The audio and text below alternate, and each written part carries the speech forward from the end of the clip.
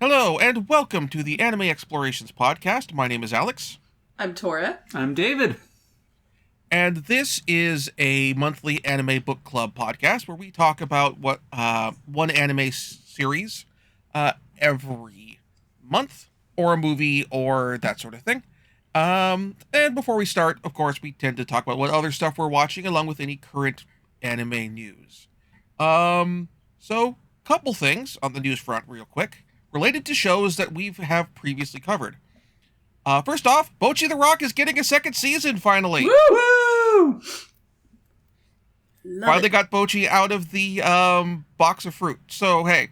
I have started my own Bocchi journey learning the guitar. She's an inspiration to me. Yeah, I'm just relearning violin, so less rock. Probably. Depends on what. Violin can be rock. As a fan of Trans-Siberian Orchestra, I can say that with full confidence. Violins can be rock. Same with cellos. Oh, cellos are great in rock. Other news notes related to stuff we've previously covered. My Dress-Up Darling, the manga, the final chapter is coming out in Japan next month. There is a second season that has been greenlit, so we should get more of Gojo and Marin Kitagawa. So that will be fun. I'm looking forward to seeing that. And other than that, what are you currently watching outside of our regular show over the past month? Still watching Shangri-La Frontier, still watching Solo Leveling. Apothecary Diaries. Sakamoto Days. Yep. I finally got around to watching Record of Grand Crest War. I've almost finished it. I'm up to episode, I think, 22? 21? Which is by the same person who did Lodos War. Which we covered. Yeah, what are you thinking of that? How are you thinking about that one? I'm liking it. It's very interesting. It's very. I kind of want to save most of my thoughts until I finish it, because there have been so many that have done really well and then just fumbled at the end. I don't expect this to be that case, but I did go in knowing that nobody is safe. It's a very anyone can die kind of series. So, but honestly, a lot fewer named characters have died than I was expecting. So, but I'm liking it. I think it's got a very interesting magic system set up. I'm kind of curious to find out the explanation for why it's this way.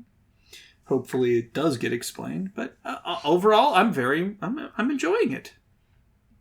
I have seen the show previously. It's part of the reason why I was asking, because I'm interested that the series, when I watched it partway through, reminded me a bunch of, I don't know if you remember, Advanced Dungeons & Dragons 2nd Edition campaign setting called Birthright. I'm familiar, but I didn't play it. Yeah. So Birthright was basically meant to be the campaign setting that was all about domain level play. In terms of being part of a kingdom, political machinations between kingdoms, and having a area that you're control of, and that sort of thing. And then related to that was having magical powers tied to how many followers you had and that sort of thing. And so as you're leveling up, you have the ability to have more followers and soldiers and that sort of thing, and maintain more control, more of your domain and that sort of stuff. And we know that the creator of Record of Lodos War is no stranger to various forms of Dungeons and Dragons and tabletop role playing. So this definitely felt like one of those things of him going, yeah, this Birthright setting never really came out in Japan and never really caught on in general, but I like the idea of it, so I'm gonna do my own spin on it. Because there is a tabletop role playing game related to this. Grand Crest. I don't doubt that at all. Isn't it interesting how we're kind of in a moment now for D&D and D&D high fantasy type stories specifically getting lots of media adaptations. But if you compare the adaptations that got made in the 70s, 80s, 90s to the ones being made today, they've shifted a lot from anyone can die, danger is very real, we're exploring tragedy, we're exploring high drama, all the way over to we need them to be very comfortable and soft and low consequences, low stakes. Because real life is just so freaking stressful. I'm not saying this is a bad thing, I'm just saying it's an interesting thing to look at. I definitely agree, because this isn't even when during the start of the isekai wave, you had stuff like I forget the Grimgar of Fantasy and Ash, which had a very similar anyone can die, low level dungeon fantasy tone to it, and which I don't recall even having cheat skills as being a thing in it. So that's something that makes for an interesting shift here in terms of there was these characters came from our world, don't remember where they came from necessarily, and didn't have a lot of memories, came back almost in a very Gantz kind of way for Grimgar, to a lot more shows of this person had a crappy job at a black company and died of overwork and was reincarnated from into another world, or summoned to another world, and now just is able to chill and relax and set their own pace. Yeah. Also reminds me of the Sword Art Online. The executive at the company who when he's trapped in this world, he decides to I'm gonna max out my fishing skill. I'm not gonna try and break out. I finally have time to go fishing. Yeah. I'm not gonna, I'm old. I don't have the twitch reflexes of a teenager that are necessary to break out, escape this game world. I'm just gonna relax. I'm here, so I might as well have fun. Yeah. And yeah, it's interesting that Sword Art Online was even showing that kind of perspective, because I think of it as kind of the progenitor for a lot of these isekais, but not in tone, only in mechanics, because the tone of Sword Art Online was actually pretty, not dark, but intense a lot of the time. And then they weren't afraid to go for tragedy when they wanted to. Oh my god. Poor girl. But now isekais that I watch are so fluffy. They're these game mechanics are real, and you can use them to live your best life. And it's sometimes I'm very much in the mood for that. And then other times I'm not. So it just kind of depends. Oh, nothing turns me off of a show faster than seeing a bloody Kirito clone. It's I get it. But he was so very much a product. Kirito was the maximum encapsulation of that aughts morally superior character. He just sort of stripped down everything away, and it was just, this is the guy who's better than everyone else, so you should do what he says because he's better. And yes, he's gonna help people, but it's only because they're worthless without him. Well, a lot of these game-based shows are just naked power fantasies, and it's hey, you guy who has played games his entire life and not made anything of himself. In this world, you are a god. And it's very obvious, Yeah. And I'm not saying it's bad. I'm just saying it's obvious where it's coming from. Yeah. I found for where I'm at now, I appreciate it more when it does that in a tongue-in-cheek fashion, whether it's full-on parody with Konosuba, or if it's I forget the name of the one where it's the Chunibyo gets reincarnated into the other world and puts together the secret assassin group, all based on various archetypes from anime series and that sort of thing, to fight the evil secret villainous organization that he thinks that he Eminence made and up. Shadow. Yeah, Eminence and Shadow. Yes. like Eminence and Shadow, where it is tongue firmly embedded in cheek.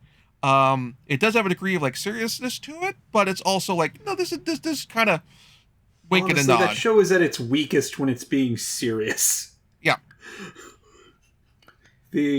All of my minions are just playing into that joke I made all a long time ago. These people are dedicated to the bit, and I respect that. And it's actually everything he joked about was actually real in this world. They actually are fighting against this evil organization, and he's just living his life, having fun. I would say that there is a bit of a lack of...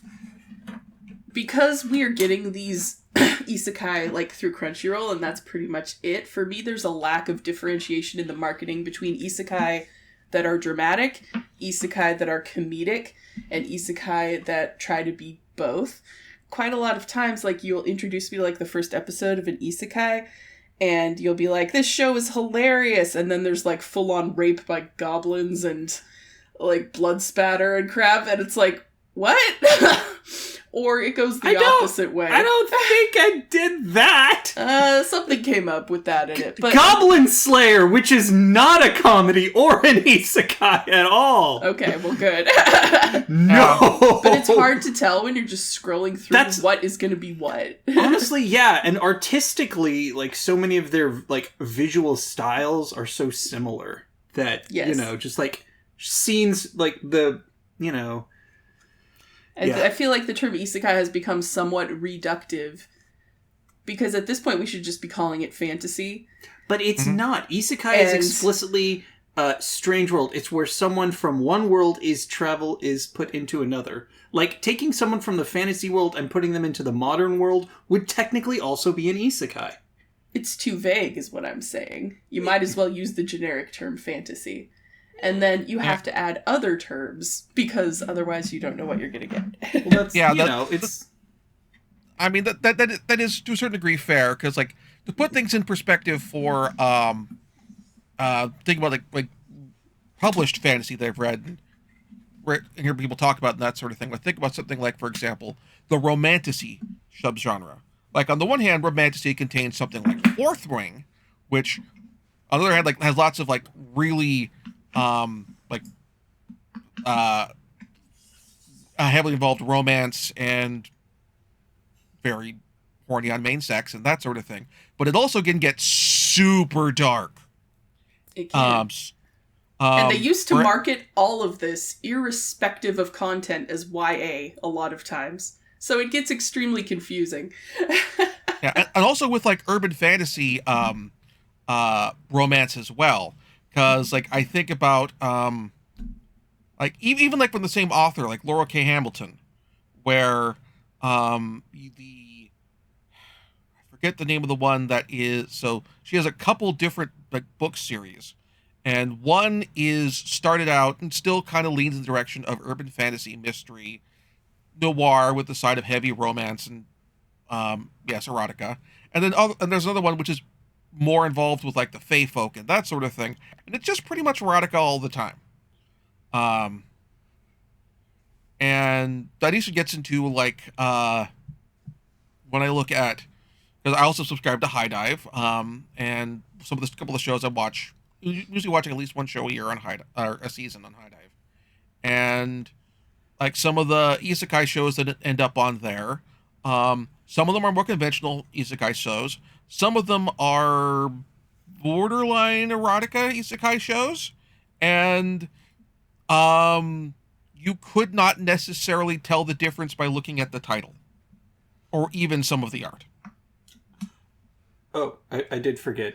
I would argue that it's different for books, but that made me think, like... I don't think it is. But I feel like, for me, I can tell if a book is going to be spicy or not by looking at the cover. I don't think that's a skill that everyone has, but I have read so many books, like... and I am a woman, and I am, like, immersed in that genre and that fandom space, so I feel like there are, like, subconscious indicators, but I could be making that up, you guys. I could just have a weird talent. I don't know. I can't do it with anime. Let me just put it that way. Yeah. Other shows I'm watching this season, one I didn't mention last time that I'm watching that I do want to talk about a little bit. I'm watching Anyway, I'm Falling in Love with You, which is a sort of shoujo romantic comedy, dramedy anime, that's running this season.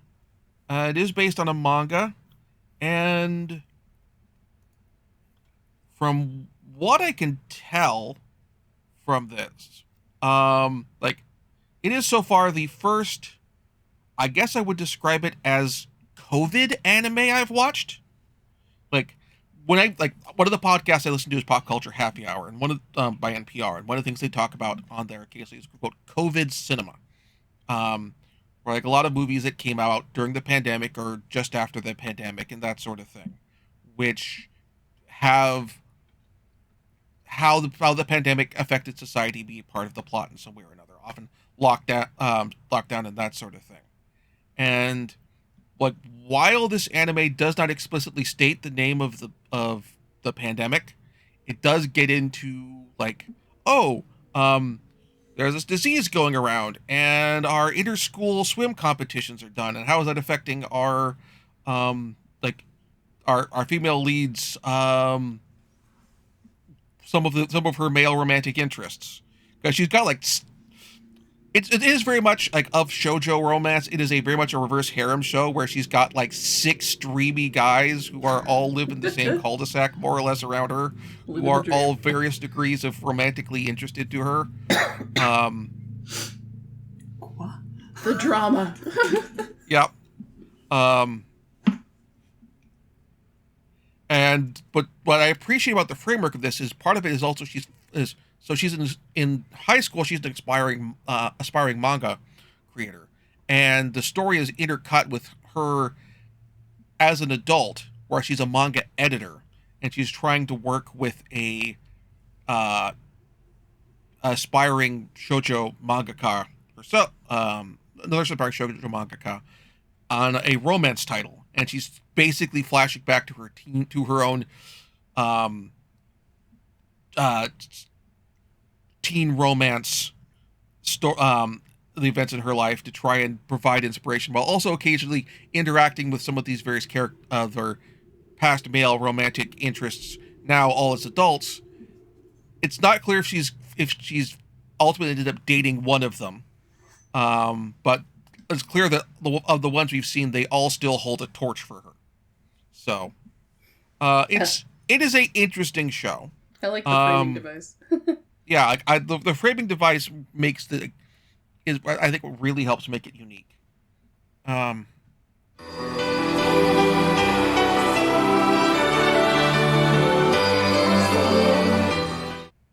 But other than that, might as well get into talking about our show for this month. Since it is Fate-uary, it is time we are covering the next sort of main series to come out in the Fate franchise, and that is Fate Zero.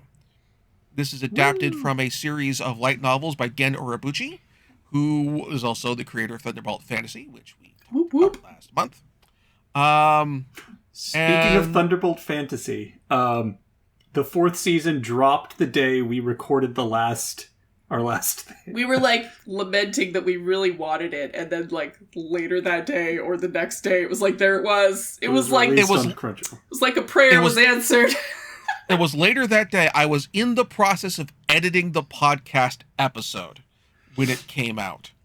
But and it was awesome. Like I was on Crunchyroll. I was going through. I'm like, wait, season 4, and then I got your text, and I'm like, yeah, I know. It was so good too, although it had the audacity to end on a cliffhanger. Yeah, they're doing a finale movie, which I believe is coming out in Japan like this week. Fair so enough. Presumably in a few months, it'll come up on Crunchyroll. But yeah, Fate Zero. Fate Zero is kind of like the prequel to Fate Stay Night, if you're not familiar. It is explicitly the prequel to Fate Stay Night. Yep. It explains why some of those messed up people from Fate Stay Night got so messed up. But it also has The best character in the entire franchise for my money is Skandar. I love him so much. I love him and Waver specifically. Their dynamic is great. Yeah. So this is this is, to elaborate a bit, this is covering the Holy Grail War that happened that caused Shiro Emiya to be orphaned and get adopted by Kiritsugu. War number 4. The Fourth Holy Grail. And so we follow the various participants in this war, basically showing, like, this is how a Holy Grail War is normally supposed to go, sort of. Right up to the end, maybe. Well, this is the one that according to the backstory of the Fate, this is the one that closest to actually succeeding as a proper Holy Grail War. Yeah. Fuck you, Zokenmato. So he's the reason the third one failed completely. This is a fun show to play. Who is the worst? Because there are so many candidates. Yeah, we have of the masters, we have Kiritsugu Emiya, who was accompanied by Arisvila von Einsburn. They are the parents of Ilya, and Kiritsugu will be the adoptive father of Shiro, and their servant is, of course, Saber. We have Waver Velvet, a young, scrappy student at the Clock Tower Magic School in London, which we're introduced to here. And his servant is Ryder, who is Iskandar, King of Conquerors. My boy. We have Kenneth Elmalloy Archibald and his fiancée Fate-uary, who were supposed to have Iskandar, but then Waver was his student, and yoink to the relic. delivery guy was like, "You're Lord Archibald's student, right? Yeah, deliver this to him." He's like, "No, that guy's an asshole." Yeah, Waver's like, "But what if?" Waver's like, "This guy just mocked me in front of the entire class less than 30 minutes ago. Less than 15 minutes ago. So F that guy, I'm going to take his summoning focus." So instead, Elmalloy ends up summoning Lancer, who is Diarmud of the Love Spot. And then we have, of our other remaining masters, of the familiar, we have a couple more you might be familiar with. We have Kirei Kotomine, otherwise known as the Asshole Priest, and he has Assassin, actual assassin. With Assassin. Well, he one of the assassins. Yeah. He starts off with Assassin. We'll get into that later. And we also have Rin Tosaka's dad, Tokiomi Tosaka, who he gets Archer, by which we mean Gilgamesh. And wrapping things up, we have Karyamato, who is the prodigal son of the Mato family, who was trying to get Sakura, who had been sent off to adoption to that family, out of what is clearly a horrifically destructive and abusive relationship by attempting to sacrifice the whole family is just awful. Yeah, the whole family's awful. And to be fair, he's trying to get out. He did get out. And then they brought Sakura in. He made the correct decision to leave, and then that had the consequence of they adopted Sakura. And he happens to be childhood friends with Sakura's mom. So... Yep. Yeah, he goes on a self-sacrifice kick. Yeah, and so he ends up with servant Berserker, who we later learn over the course of the series is Lancelot Dulac, of another knight. Over the course, at the very end. Yeah. And finally, to wrap things up, we have Ryunosuke Uryu, who is a serial killer, who gets Castor, who is Bluebeard, aka Gidere, the companion of Joan of Arc. Companion of Joan of Arc, the one who betrayed her to the church and then was later executed himself because he kept killing little boys. Yep. One of the earliest known documented serial killers. Gilles, scary guy. Yeah. And yeah. so they've drawn him in the style with these bizarre, like, bug-like eyes. Frog eyes. Frog eyes? Frog eyes. And it really makes him stand out. And it gives you I look at it and I'm like, I don't like that. So I get the purpose. Yeah. So that is our lineup of masters and servants, and they end up more or less bouncing off each other, teaming up with each other against various opponents over the course of the series. Towards the middle of all of this, the church goes, the guy who summoned Castor, Yosuke, he's a problem. Like, he's a masquerade breach. Masquerade problem. Everyone deal with this serial killer. Yeah, everybody. It is a slight tweak in the rules. F this guy in particular. Everybody just kill him. Don't fight anyone else. Just kill this guy. Okay. Guys. The problem is, one of the servants is a serial killer, and so is his master. And they keep killing people, and it's drawing attention specifically to children. Our very secret, incredibly important war. We need to stop that. Everybody go get this guy. And as incentive, extra command seals if you do it. Yeah. Yep.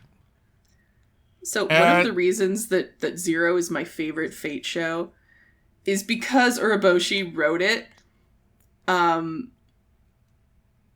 How to put this in a nice way? Other entries in the Fate universe, I think, have a lot of, and I kind of hate this term, but plot holes.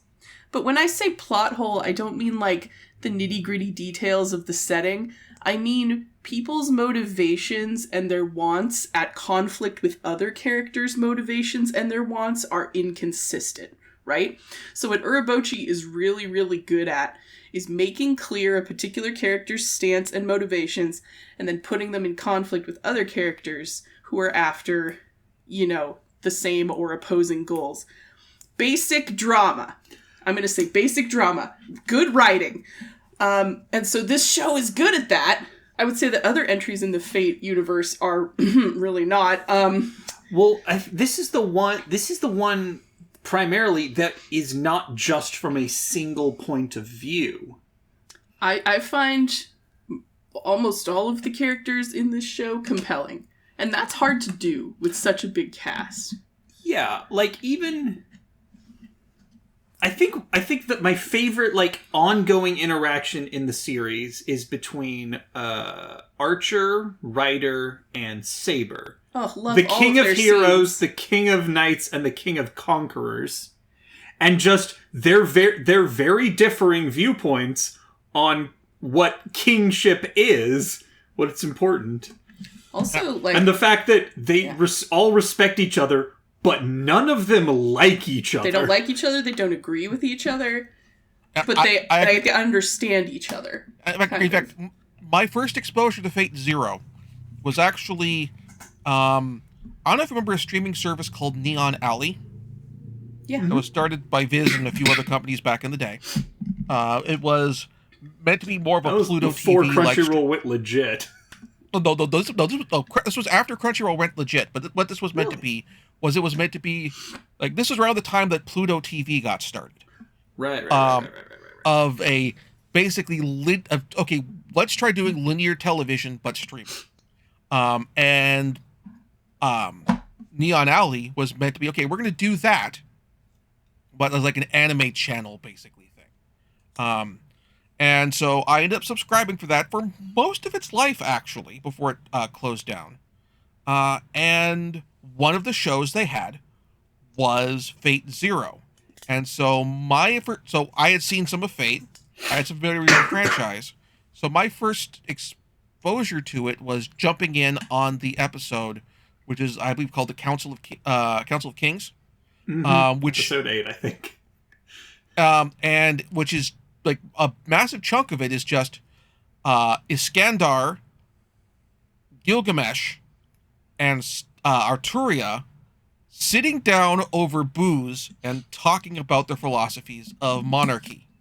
Like it's literally, Iskandar shows up at what is currently the safe house for Saber and Irisfield. Yeah, And with a keg of wine and says, "Hey, I thought we'd just sit and chat. Brought Bro came to booze." party. And then and Saber's like, "Okay, are we gonna be fighting?" No. Gandar's like, mean, I thought we'd just talk. We could do that, right? And she's like, okay. and then Gilgamesh shows up like, "Okay, I see you two hanging out here. Oh yeah, want to have a drink? How dare you hang out without me? A drink." Gilgamesh like, "Yes, but not that. That's swill. First thing he does is insult the wine. It's so on brand. Like, let me get the good stuff from my personal cellar." And he summons ancient Babylonian wine. They're like, yeah, and it's good. And what really hit me like this time rewatching it, which is probably my third or fourth time rewatching this show, is how quiet Saber is throughout most of it. It's mostly Gilgamesh and my boy Iskandar, Ryder. He's a yapper. I love him. Discussing and debating their various points, and just we keep getting shots of her being horrified because her style of kingship is so very different than theirs. Because, you know, she's 1,000 years younger than Iskandar. And then once she kind of finally makes clear to them what she thinks kingship is, Iskandar is horrified. He's like, wait, so you were a little girl and you basically gave your entire life, your entire self into this, like, gilded statue of kingship that has very little relation to do with reality.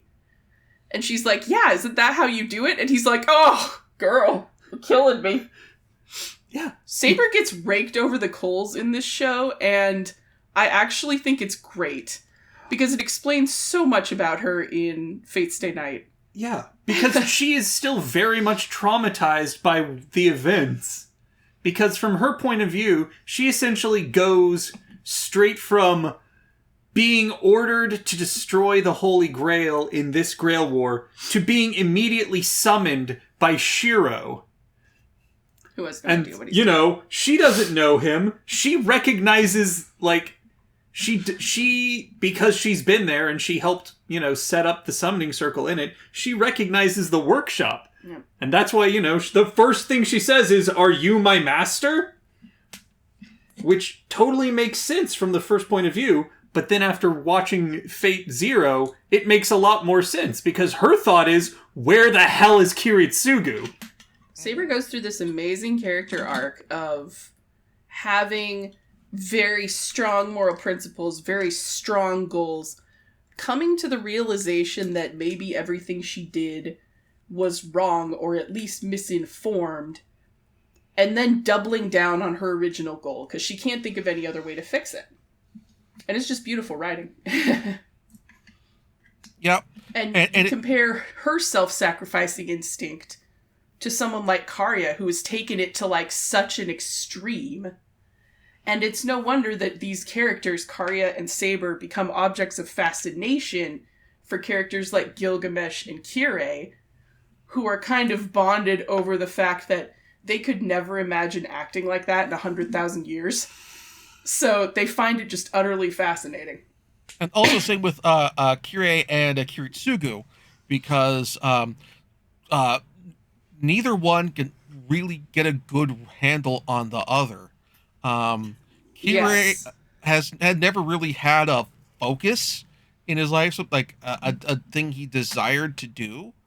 And Kiritsugu basically got forced by trauma into being a child soldier. Kirei thinks, he did this voluntarily, and he doesn't have the backstory of that Kiritsugu, though he was by choice, and he's trying to create a situation where nobody else has to go through what he went through, which also, in a weird way, makes him and Saber, if they were willing to talk to each other about their life experiences, potentially would have been kindred spirits. The beautiful full circle of that. Like, we go through most of the show thinking that Kirei and Kiritsugu are similar characters because they're kind of setting up that dynamic, thinking about each other way long before they ever meet. Other characters compare them or their methods. And then it turns out they're not really alike at all, except superficially. Yeah, exactly. They do the same things, but they're coming at it from such totally different directions. Yeah, it's such a good like, to the point of Kirei has no idea why he's doing what he's doing for a good bit of the time. And eventually, during one of his mini conversations with Gilgamesh, he straight up says, "I want the Grail to find out what I want." Yeah. Yeah. Gilgamesh does not understand this at all, because Gilgamesh was essentially born with an unshakable confidence of self and of purpose. Gilgamesh, the 2/3 god, 1/3 mortal. Gilgamesh hero. Trying to help Kirei discover his humanity is so unintentionally hilarious. Because it's like, on the surface of it, I kind of agree with Gilgamesh. Like, you should absolutely find the things that bring you joy and just do those things. But on the other hand, what brings Kirei joy is freaking murder. So, we don't like to encourage that. Here's the thing. It's not even murder. It's suffering. It's the infliction of suffering on others. Which is, and Gilgamesh recognizes that because that's exactly what he wants to do to Saber. He wants to take her lofty ideals, show her that they are wrong, break her, and just enjoy the suffering. He doesn't have a plan beyond that. It's just, I want you as my empress so that I can always be there for your suffering. Not to help it, but to enjoy it. One thing that I do think the writing fell down on a little bit was that we don't actually learn too much about Gilgamesh. And you could argue that we don't need to for the purposes of the story, which is fair. But David looks at me at like the very beginning of the rewatch and he says, remember, this Gilgamesh that was summoned is Gilgamesh at his lowest point. Yeah, this is Gilgamesh after Enkidu, or Enkidu, depending on how you want to pronounce it, is killed. This is Gilgamesh just after he has lost the snake skin, or just after he has lost the source of immortality. It was a flower that was eaten by a snake. Which has then shed its skin. Yeah. Which is why the first shed snake skin was his relic, the attachment point. Because if Gilgamesh had been summoned earlier when Enkidu was alive and he was friends, it would be a very different point for him. But also, it would be a very different Gilgamesh if it was years later after he had returned to Uruk and was its king. Because, as Fate will eventually show in Fate Grand Order Absolute Front Babylonia, Gilgamesh is a very responsible king. Like, he is never less arrogant, but he is more aware of others and what their needs are and what their desires are.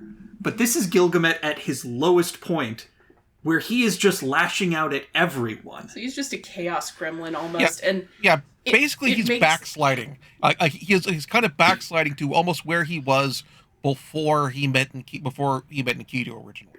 Mm-hmm. And I feel like if you had had that context, it would have made his talk with Iskandar so much more potent when he says to Iskandar, like, unfortunately, I don't require another friend. I had one, and that's all I will ever have. And I was just like, but would you have been friends with him? Like, it makes me so sad. Because I feel like they were getting along in their interesting way. Yeah.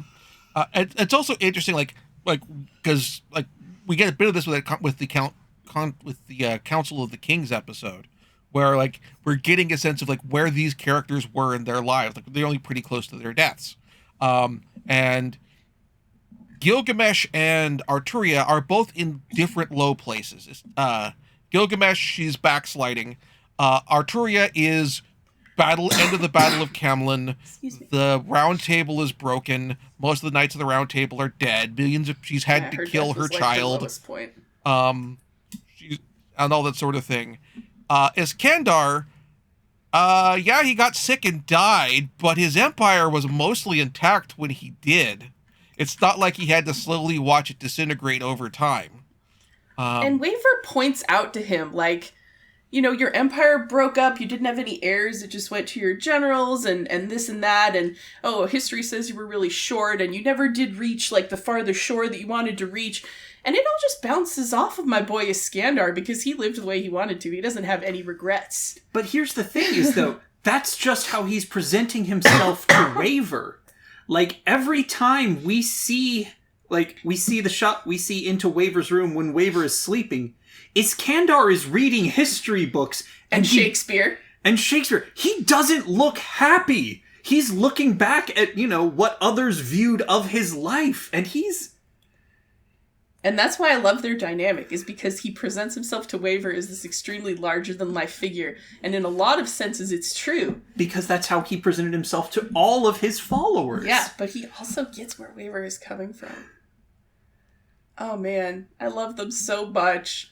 One of my favorite shouts is, like, during that Council of Kings episode, Assassin shows up, and Waver immediately, like, scooches on his bum up against Iskandar's back, so they go back to back, and he's like, a third Iskandar's width, so he's just, like, huddling in the shadow of this massive back. Yeah. It was beautiful. Yeah, I was talking about some of the other themes as well. I'm interested by the whole Tokiomi and Kirei dynamic. Like, over the course of the series, Tokiomi starts out as a guy who thinks he's got it all figured out. Like, he has a plan. He's got a read on but he thinks he got a pretty good read on pretty much everyone. And he secretly has the entire church on his side, which nobody's supposed to know about. Yeah, so he's got an ace in the hole.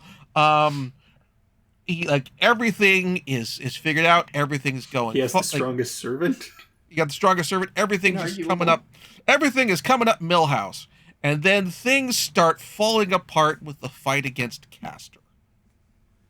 I feel like Tokiomi, out of all of them, is the most who is just like a guy. Like, he's got like just kind of normal flaws and strong points. Like, he seems like a good dad. He seems like he cares about his family, but he's also arrogant because he's a rich, entitled noble. And he can't imagine, like, all Kirei turning against him ever. Like, he just takes Kirei's subservience as his due. Well, that's all of Tokiomi's flaws are the flaws not of a man, but of a mage. Like, everything he does that angers someone else is the proper thing for a mage to do. And of course he doesn't understand that Kirei can betray him, because in his mind, Kirei is his apprentice, and mages, their apprentices never betray them. What world do they live in that is true? but like, that's the thing, is that, fun fact about Waver, he later gets his own light novel series, which is eventually animated, Lord Elmaloy II's Case Files, which are, mysteries. Because he eventually becomes the leader of that family of the guy who disparaged him in front of the whole class, which is chef's kiss. And we learn a lot more about the clock tower, in that essentially, like, Elmaloy's view of Waver betraying him is so much worse because all of his students, those are his personal apprentices, we see. They don't have other teachers, it's what he is teaching them. And in his point of view, he is giving this third generation mage from a nothing family all of his knowledge, and the guy turns on him. He doesn't see it coming. Yeah, he doesn't. Yeah. In fact, actually, it's interesting comparing Tokiomi and Kenneth in this regard as well, because both of them like are approaching this battle with different degrees of we are mages, we are doing battle like mages, and we are elite mages. We are better and than no these one else is riffraff. approaching it that way. Yeah, no one else is approaching it that way, and each of them run into problems when somebody who was outside of the mage society basically becomes, to borrow an term from Ian Banks, an outside context problem, and creates a situation where their worldview and how they perceive how things are supposed to go just doesn't work.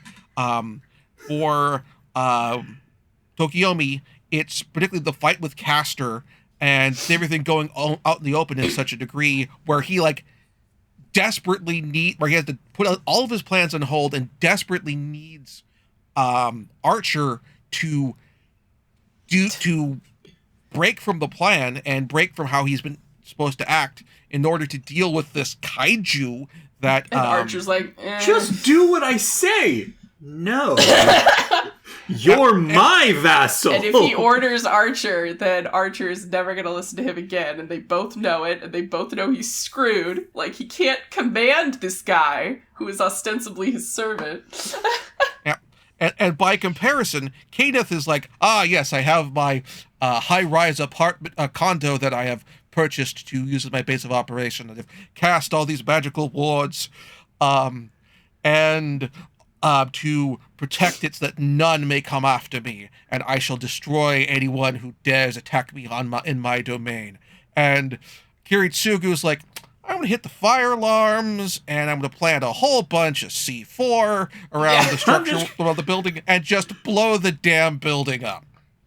You can't help rooting for Kiritsugu a little bit because the mages are so elitist and snobby, and Kiritsugu's like, I'm just going to go in with a sniper rifle. Take that! Yeah, like Kiritsugu watched the movie with Ralph Bakshi's Wizards, saw the end of that, and went, that works. I don't know let me show you a little trick Mom taught me when you weren't around. I don't know if I mentioned it, but I finally watched Mashal, Magic and Muscles. I love it so much.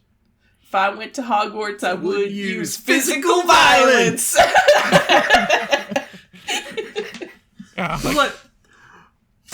I love that show so much, but it's like, okay, no one can do what he can do. Just because his magic is different doesn't mean it's not magic. So obviously magic. I love it. Yeah, but yeah, whereas with Fate Zero, it's like, okay, like I cast Shield of Mercury to protect me from your magical attacks.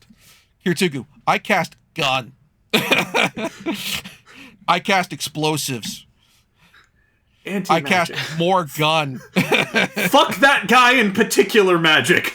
And another really interesting aspect of Fate Zero is that every master-servant pair has a different relationship. And I think the closest master-servant pair is actually Ryunosuke and Gilles de Rais. Like, they are buddies. They are vibing. You know what I mean? Unfortunately, they're vibing over murder, but they are simpatico. Like Gilles, there is this glorious point where Gilles de Rais sees the horrors of this world and wonders if God even exists. And Ryunosuke's like, absolutely he does! God is this wonderful... Would God give us all of these glorious victims and their blood and the guts and the beauty we can find within them if God didn't exist? It's actually kind of a beautiful moment. It's a beautiful moment, and they're bonding over how awesome it is to kill people and how God has put people on the earth for them to kill. Whoever wrote that speech, I was like, how can you make me kind of agree with this? Like, that's what I need to talk about the dub, because I when I first watched this, I watched the subbed this time. I have the Blu-rays. I watched this dubbed. This is an amazing cast. So it's good, right? It's good. For starters, we got two critters on the cast. We got Matt Mercer as Kiritsugu. And we got Liam O'Brien as Kariomato. Mm-hmm. And then we have... He was in the first Fate dub, too. Fate Stay Night. Though he is not Archer this time, because it's a different Archer. Yep. We have, as Akira Kotomini, Crispin Freeman, who is just wonderful. He's and great. then At his most just unnerving. Yep. Yes. And then as Rinosuke, absolutely playing this against type, we have Johnny Young Bosch. Mm-hmm. Just so affable. Johnny Young Bosch, just an amazing voice actor, and still the best second Black Power Ranger. Yeah, but like I almost when he was at KimuraCon, I was debating asking about either the Akira dub or asking about playing Rinosuke. I ultimately went with the Akira dub, but I was kind of like thinking about, hey, you normally play like hot-blooded good guys. What was it? What's this hot-blooded bad guy like? What's this cheerful serial What was it killer like dude? playing a hot-blooded psychotic murderer who gets a big speech about how awesome it is to be a serial killer? Yep. Great voice acting. A lot of big emotional moments in Fate Zero also. And then oh god. Okay. So Kiritsugu and Iris feel obviously tragic. And they kind of knew that going in. But it became even more tragic than they could have thought. And then the goddammit Ufotable decides to make the ending like Dakota. yeah. Well, no, I'm talking about the ending tiles over the credits. Oh god. Of them as a happy family with Ilya, and I was like, "How dare you?" Yep. Yeah, like For the second to last the second to last episode when Kiritsugu has Saber destroy the Grail, and we have after Kiritsugu has realized what the tainted by Angra Mind You Grail is, and bad, and that he'll never get what he's actually dreaming for, and he'll never really get what he wants, and it can only grant his wish in a horrible monkey's paw fashion. And so he has Saber destroy the Grail, and would get those closing credit tiles. It's like this is the life that Kiritsugu can never have again. And then we get the last episode epilogue, which says like, oh yeah, he tried to go back to the castle multiple times to see Ilya, and he couldn't get through. So it's they just wouldn't let him in because he didn't come back with the Grail. So terrible. And then you So think of instead Ilya it's- in Fate Stay Night. It's just like twisting the knife, you know. It's like, And the fate route is probably the nicest one to Ilya too. Yeah. Though I did once again appreciate watching this version after we watched Fate last year with Kirei giving Rin the dagger he used to murder that her little father. Shit. Oh my god. Your father gave it to me that- when I became a mage, and I'm giving it to you. That little smirk after he sees her start crying, I was like, you are the worst. It's like, okay. It's like, oh, this is why she hates you, because you keep doing things that make her cry, because you get off on it, you bastard. Yeah, she had him accurately pegged from the start. Mm-hmm. My Yep. god. Unlike her dad. So they do give Reen a little episode where she goes on her own adventure trying to rescue some of the kids that have been abducted. Succeeding in rescuing the kids. And I'm not sure what I thought of that inclusion. I mean, I enjoyed watching it, and I really like Reen as a character. And this is before Tokiomi dies, right? Yes. Yeah. Yep. But she was in very real danger. Honestly, But did it have anything to do with anything? Not really? Yes, it did. For two reasons. The first is that it showed that at the end, Castor sends one of his toothy starfish after her, and Karya kills it. That's and true. saves her. We do get the heads up that Karya is still hanging around. And it's showing that Karya, as much as a monster as he is and as focused on Sakura as he is, he's doing this for his view of that happy family that requires Rin. I can't talk about what happened to Karya. It makes me too mad. Yeah. So... What Zoken... Kotamine does to Karya. The whole Tosaka family. Everyone decides, we want to see this guy suffer. Everyone piles on him, this poor thing. Oh, okay, man. But the second thing is that when Fate Zero, they did this, they already knew they were going to be adapting Unlimited Blade Works. And this episode for Rin is very much setting up the Rin character that we see in Unlimited Blade Works. This is a straight translation. Because Unlimited Blade Works, while it is an adaptation of the second route from the Fate Stay Night visual novel, is almost exactly a sequel to this show. That show is a sequel to this one. And there are the through lines connecting them. And this is one of them, this is the Rin who goes out, who is an adventurer, who goes in over her head knowing that it's the right thing to do. And we see that over and over again in Unlimited Blade Works, which is very different than kind of how she's seen in Fate, where she is more of the stand back, the more of watch and observe. A little more. Yes, a little more Ojo. Yeah. Yeah, like that was a really interesting episode. When Karya's arc, like, honestly, if I was going to give an elevator pitch for, or elevator top level description of Fate Zero, like between Karya and Kiritsugu, and even to a degree Tokiomi, this is almost a Greek tragedy in a lot of respects.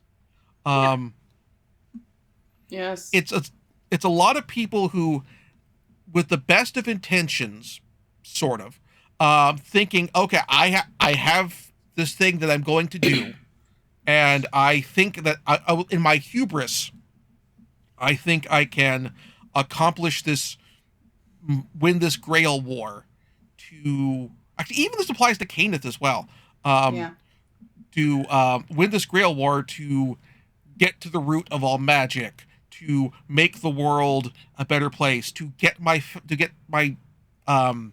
family back, the family I want together, to all that sort of thing.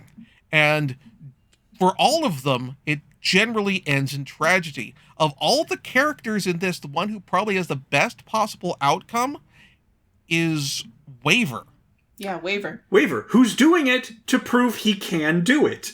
He has no desires beyond... Waver goes in just wanting everyone to respect him, and he immediately gets called out by Iskandar for, like, too small. Like, that is a stupid-ass reason. And I love that line is in there, too small. And Iskandar, like, smacks him across the room. But, like, then he has a chance to kind of go through the whole process and observe Iskandar and everything that's going on in the war and come to a realization that, yeah, what people think about me probably isn't that important. Like, he, before the end, thanks to... He's the only one that comes out of this a better person, I would say. Because he's the only one who gets what he needs before the end of the war. Mm-hmm. He gets, Iskandar's view of him. That respect from someone who is so much greater. He gets the respect. I love them so much. And that's basically all he went in wanting. And what I think I somewhat appreciate about all of this with Waver as well is there's the line at the end, like sort of towards the end of the confrontation between Iskandar and Gilgamesh, where after Gilgamesh has killed Iskandar, and Gilgamesh is like, "Hey, if you're his vassal, you're supposed to come. You're supposed to come at me and try to kill me." And Waver's like, "Yeah, but you'll kill me, and my order was to live." And my king commanded me to live. Yeah. And Gilgamesh is like, basically, like, at that moment, like, there are two people in this show that Gilgamesh shows respect to. Like, I feel like sincere respect, like two non-servants that Gilgamesh shows sincere respect to. One is Kirei Kodamine, and the other, at the very end, is Waver. Yeah. Because Gilgamesh gives him that nod. He does not waver. Yeah. It's a good pun, but also it's a beautiful moment.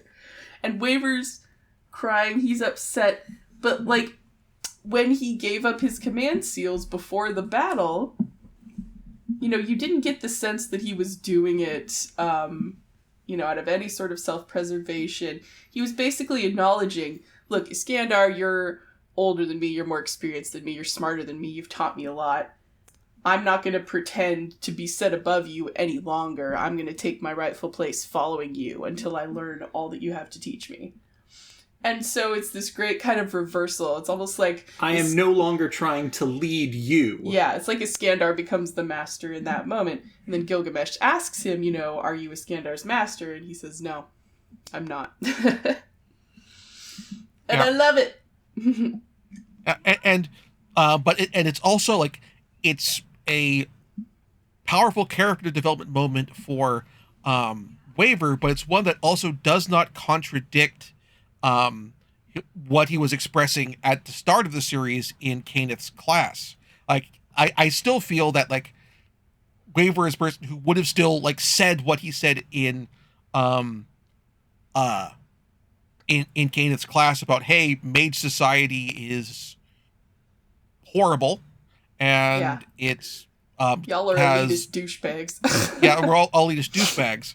And I think that Waver, and having seen Lord Elmaloy case files, I know he still feels that way.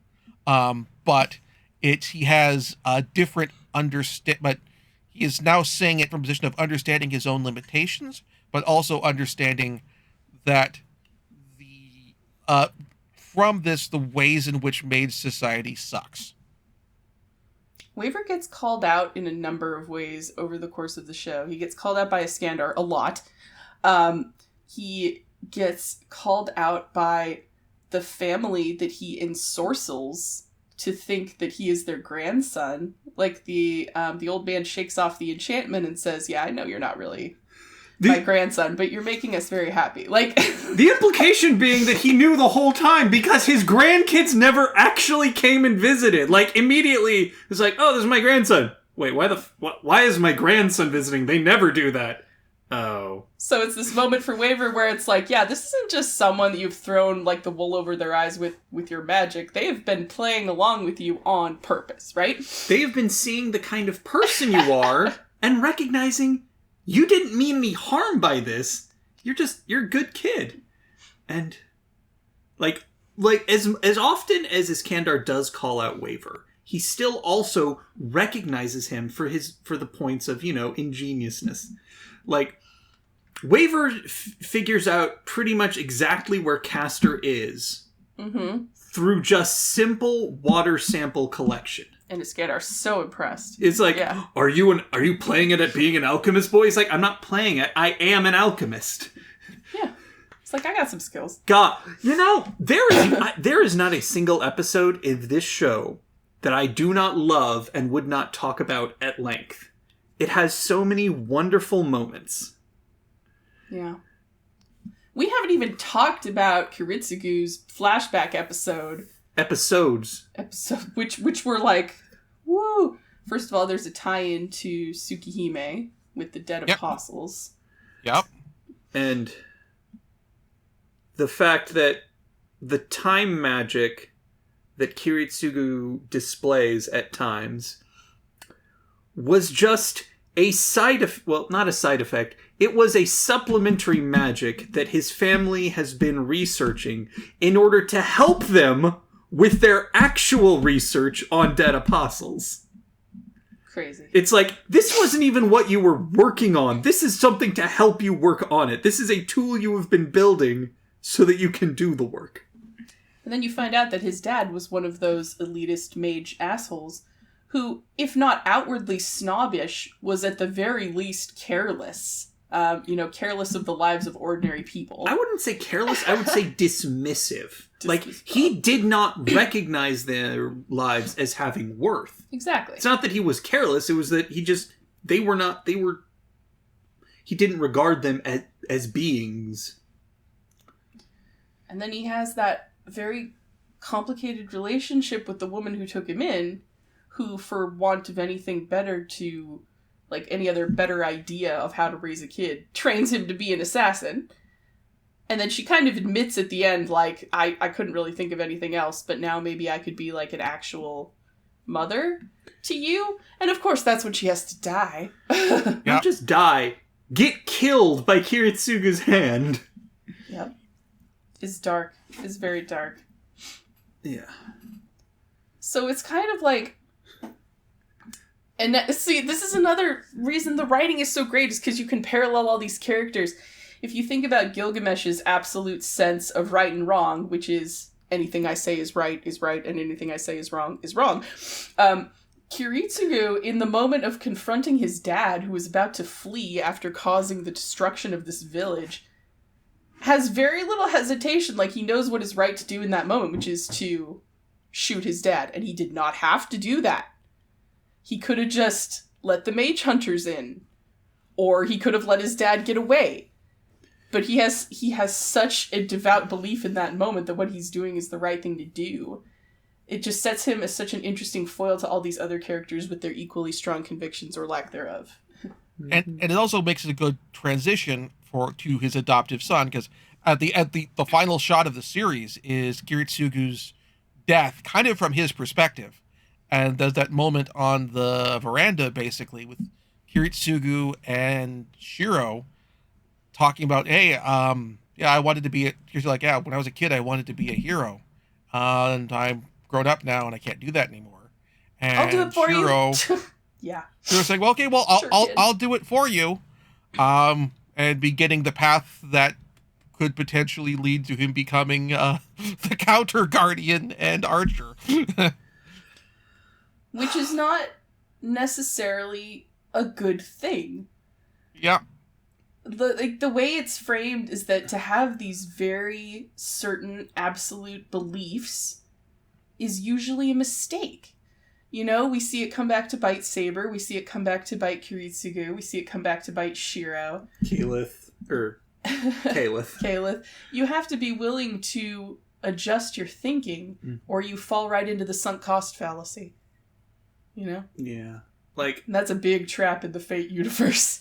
Like, the inability to take in new information and change one's viewpoint is consistently an issue throughout Fate. And usually it's the people who are adaptable, like Waver, who manage to actually thrive in these worlds.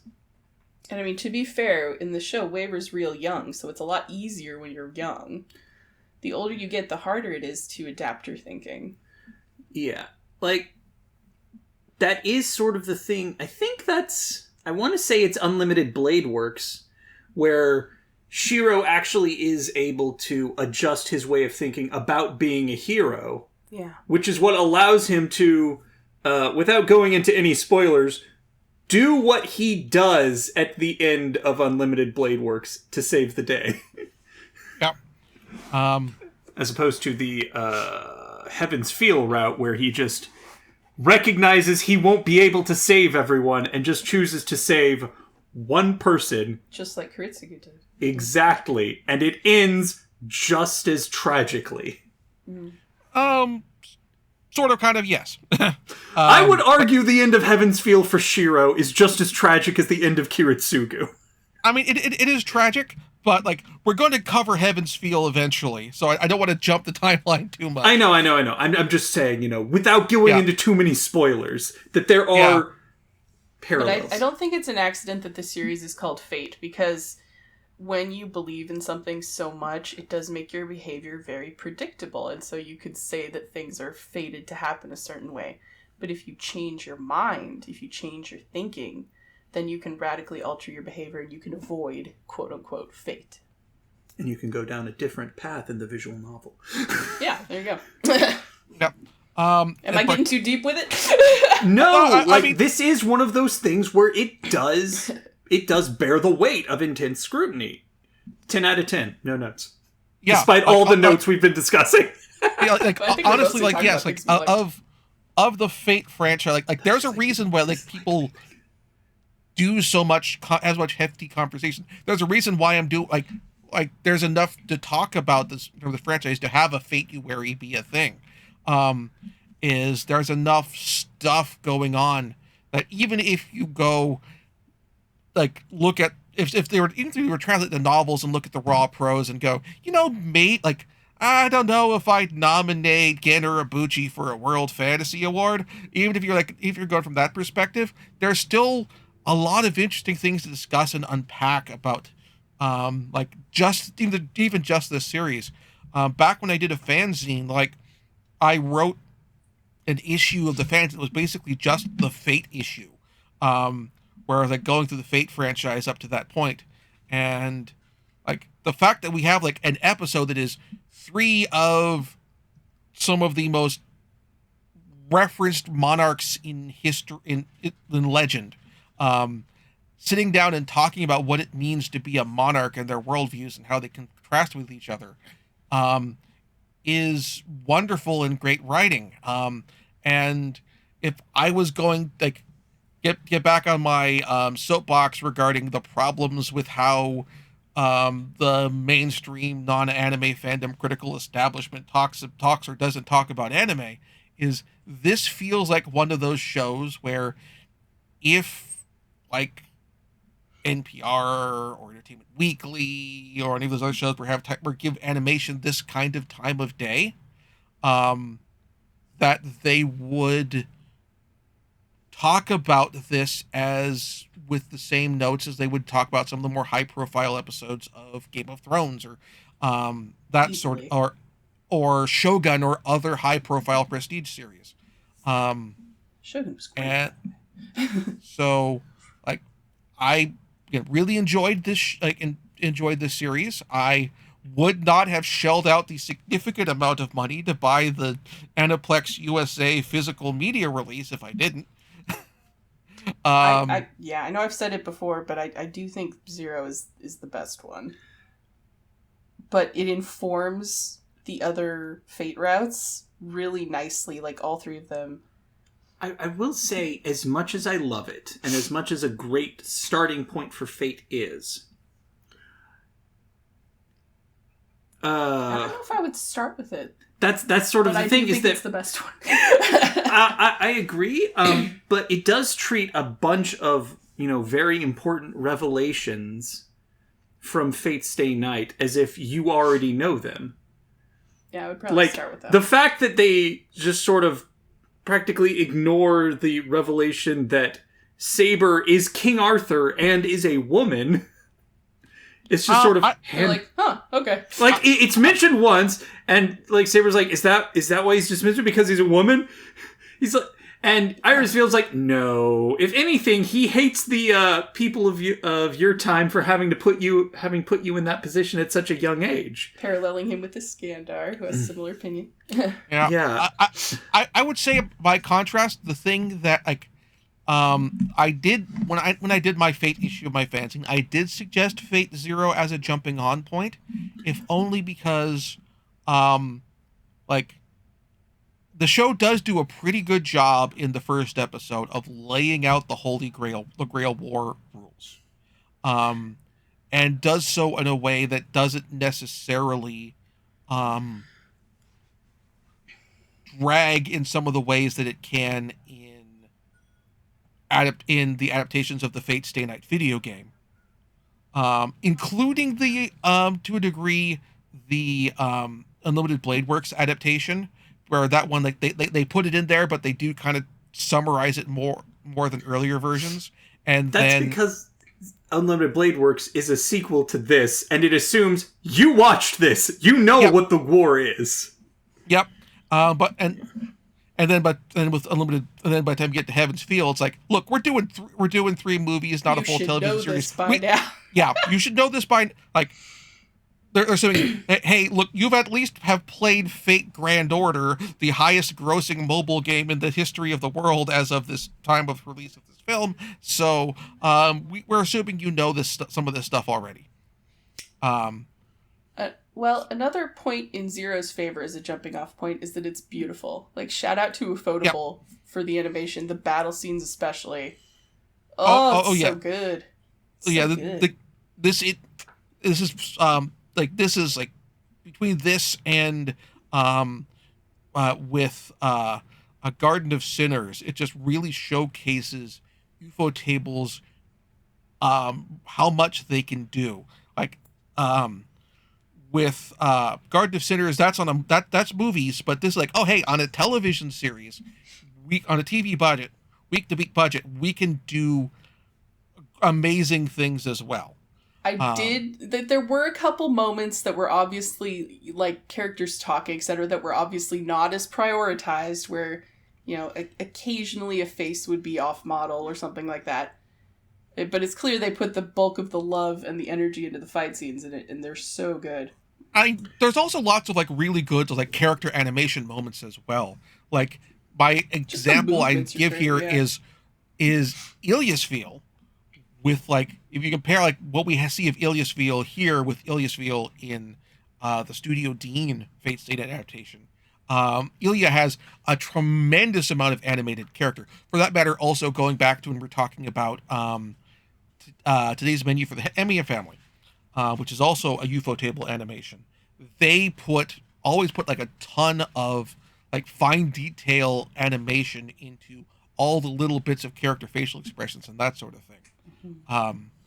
To give the characters... They knew how to use their budget well. They knew how to use their budget well.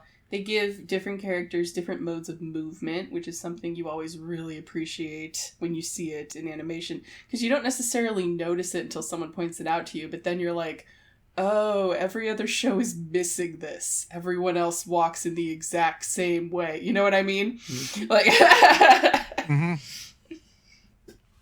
And it's hard. Animation is hard. I'm not dumping on any animator because I know what it involves, but man, the good stuff, when you see it, it's like chef's kiss, you know? What do you guys think about the music?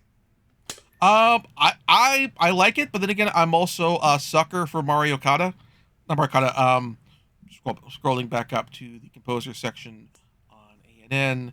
Mario Kata as a screenwriter, I'm thinking of Yuki Kajira. Like, I am a sucker for Yuki Kajira. I liked her when I was first introduced to her in Dot Hack Sign. She was great in... Those were so good. The music was. She was great in Garden of Sinners. This is basically the point of, like, Mario Kata is, like, doing a big, long partnership with, like, Ufotable kind of at this point, where she kind of becomes the main Fate composer in addition to doing the Garden of Sinner movies. So we started watching Absolute Demonic Front Babylonia, so I might be confusing the two, but ominous chanting, right? There was a lot of ominous chanting. Yeah, she does. Yeah, she does do lots of. She does do lots of ominous chanting is definitely very much part of her thing, but like. Looking over her ANN profile, and it's like, once we hit Garden of Sinners and Fate and the Fate series, she's like regularly doing stuff with Ufotable, because in addition to like doing it off on the side of becoming the Sword Art Online composer, it's like, oh, scrolling down through this, and Demon Slayer, and she did all the music for Demon Slayer, for example, and so like she's become the Fate composer outside of pieces that were composed for the original games, and she's been the like go-to Ufotable for composer for all their big projects. Cool stuff. And also Madoka Magica. She's the Madoka Magica composer. Oh my god, I'm so glad you mentioned that, because that's been bothering me for days. Like, something about the ominous chanting was bringing me straight to Madoka. Now Yeah, I know I mean- why. Same person. I mean, just it's the answer is Oh, it's Yuki man. Kajira, and it's Yuki Kajira working with Genora Bochi. So it's like, Boom. All right. That show. Ugh. We should probably call it. Any last thoughts? Otherwise, Skandar's we my will- boy. Skandar forever. Okay, yeah, that was my last one. agree. Iskandar is Iskandar and Waver best boys. Woo! Um, Don't vote- worry, we will eventually get to Lord El Malloy's case files. Okay, yeah, but so- really quick before we go, who is the worst? What do you guys think?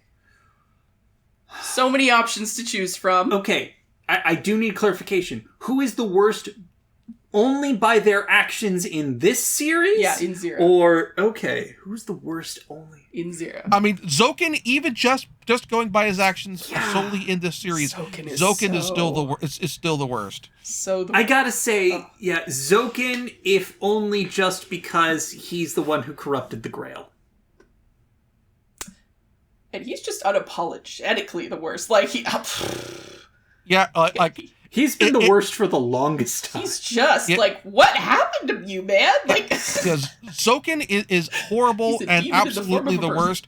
The only reason why, like, if we limit ourselves to just masters and servants, I would almost go for Kirei more. A little more. Like, Okay. Ryunosuke is horrible too, but Ryunosuke has I don't like a think he's the commitment worst. to the bit. Ryunosuke does it for the love of the killing. It's for the love of the game that he is there. I would actually argue that the worst is Gilgamesh. Okay. Yep. Because he is the one who drives Kirei to do most of the Also most valid. reprehensible things, is because without his constant prodding, Kirei would just, as he had before in life, just floated through this Grail War, doing what Tokiomi told him to do, doing what his father told him to do, Mm-hmm. doing what the church told him to do. Gilgamesh is the one who has instigated all of these, self-actualization of a psychopath within him. Mm-hmm. So I would argue, of servants and masters, I gotta go Gilgamesh. Okay. That's fair. I'm going with Mato. He's the worst. Oh. Oh my god. Yeah. Yeah. But of masters, yeah, Kirei. Yeah, but yeah, like I will think without spoiling too much of future series and jumping the timeline too much. When Zoken gets his, I cheer in the later Yes. series. I cheer. It's so deserved, too. I'm glad to hear that happens because he looks like one of those old decrepit hags that'll just persist forever. You know what I mean? Yeah. I mean, he's been persisting for a couple of centuries. Yeah. Like, Yeah, the the- Macho who started the Grail War with the Tosakas and the Ainsburns was Zoken. He's been around for about 400 years by this point. Did he do that Yeah. dying and coming back as his own son bid, or does everyone just know he's immortal? at No, this they point? just... Like, he's been everyone's grandfather. Gross. Yeah, but The yeah, like worst. fear not. The Kios cultist gets what he deserves. Huzzah. Creepy. All right, dead so guy. wrap things up. Next month's show, it is March, which means it is time for White Day, which means it is time for romantic comedies, or at least romance series. And so we have done a seinen series, romance series with My Dress Up Darling. We have done Yosei romance series with level I forgot the full title, but dating Yamada-kun at level 99. Yep, Yamada-kun at level 999. We have not done a series based on a light novel, so we are doing Toradora, and this series is available for streaming. I'm not going to say absolutely everywhere because I don't think it's on Hulu, but on Hulu or Netflix. But it's on, as of my checking in the United States today, it's on Crunchyroll, it's on Amazon Prime, and it's on Tubi. So you can get, although Tubi is with the dub, but that's okay. You can get this you can watch this for free. So without having to subscribe to any new things. So you have options. So that's something to look forward to. All right. So until next time, and if you enjoyed this podcast, you can please rate and review on your podcasting platform of choice. It helps people find us. Also, please consider backing my Patreon at patreon.com/count0or. Patreon backers get access to edited versions of the podcast, of my weekly video essays, of my Let's Plays, all of that up just general blog posts up to about a week in advance. This one's going to be a bit closer to like a day, but still, Patreon back will get it early.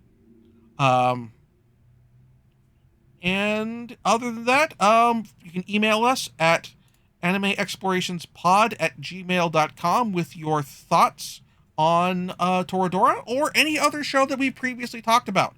I enjoy having the conversation. Actually, before I do this, I'm going to check to see on my YouTube channel, see if we've got any comments for podcast episodes real quick. I've never actually done that. I haven't actually done that live on the air. Or live to tape. Whatever the heck we're live to. Because we may have gotten a comment on the Patreon episode, because these also go up live on my YouTube channel, as well as an audio only form. So I'm going to give this just a moment. I should have checked this. I should have prepped this earlier. My bad. I think it was just general, like the comments I've had for podcasts have generally been, just like, hey, good show kind of stuff. That's nice. Yep. Just general positive comment kind of stuff. So, all right. Thanks, guys. So, feel free to post on the YouTube comments as well. That works too. Tell us who your favorite servant is. I'm always interested in that discussion. Honestly, yes. Who is your favorite servant? If you could summon any servant, who would you go? Who would you want to summon? That's true. Yeah. I have stated this repeatedly. If I could summon anyone, I would want to summon Sir Kay, Seneschal of Camelot, and Arthur's adoptive brother. I've been very clear on that subject going backward. I would like Michelangelo. He was a holy terror, according to everyone who ever wrote about him. I don't know, he just sounds fun.